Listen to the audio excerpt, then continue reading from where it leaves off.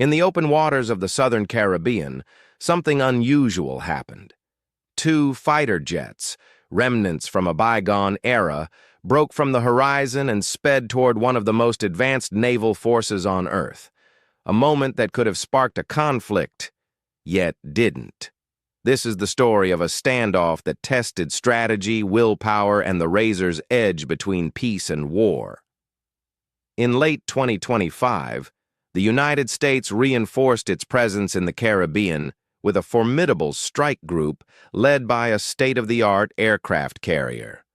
Washington publicly framed this as part of an intensified campaign against drug trafficking and transnational criminal networks. Caracas saw it differently, as a show of force and an infringement on regional sovereignty.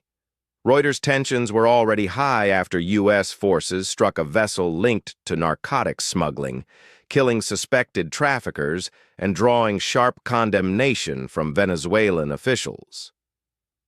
Against this backdrop, the stage was set for an unexpected aerial encounter. On September 4, 2025, two Venezuelan F-16 fighter jets, aircraft originally supplied decades earlier, took to the skies. These jets, built in the 1980s and increasingly hard to maintain due to embargoes and scarce spare parts, were symbolically and technically significant. Aviation line.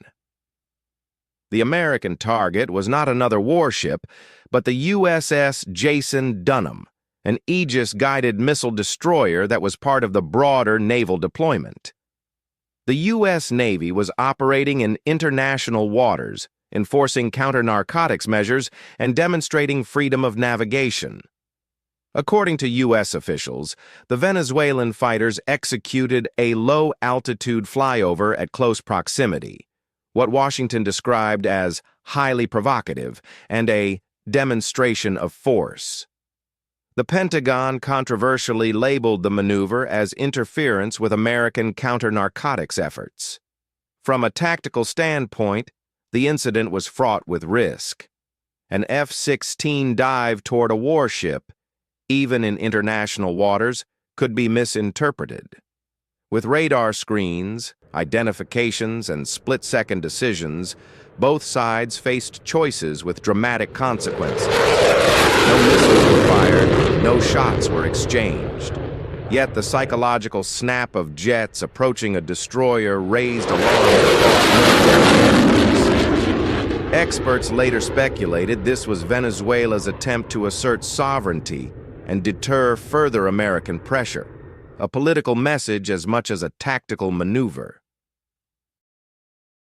In the aftermath of the flyover, both nations issued contrasting narratives. Washington emphasized safe operation under international law. Caracas framed it as a legitimate defense against perceived encroachment. The world watched, the jets returned to base, and the carriers kept patrols steady. But the incident carved a narrative about power, perception, and brinkmanship. Though the encounter did not escalate into open conflict, its reverberations were strategic. Washington doubled down on deployments and political rhetoric, asserting its rights to operate where international law allows.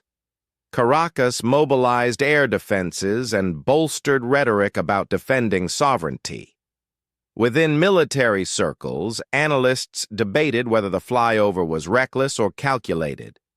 At home, sailors and pilots internalized a stark reminder. Modern geopolitics is not just about weapons, but the messy psychology of deterrence. In the end, the F-16s returned to their base, and the sea swallowed another day of tension. But the story teaches us that even a single flight path, a jet diving toward a ship, can become a chapter in the complex saga of international relations and military strategy. Because in the theater of modern power, it isn't always the bullet that decides the outcome.